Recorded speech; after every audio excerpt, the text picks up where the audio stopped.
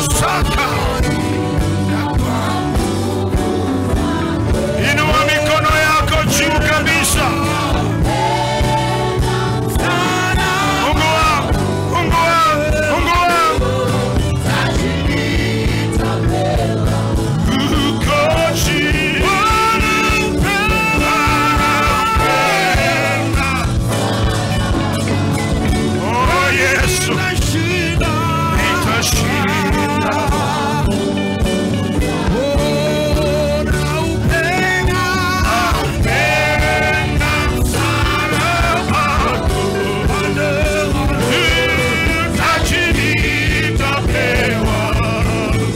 Baba, nikulipe nini kwa kazi ya msalaba ulioitenda, kwa gharama ulioilipa?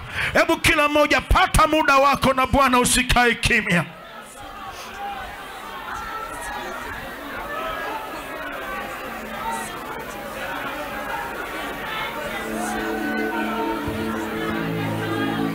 Pata muda na Bwana, pata muda na Bwana.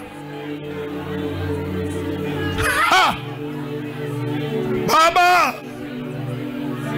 watoto wako tunaitambua kazi ya msalaba.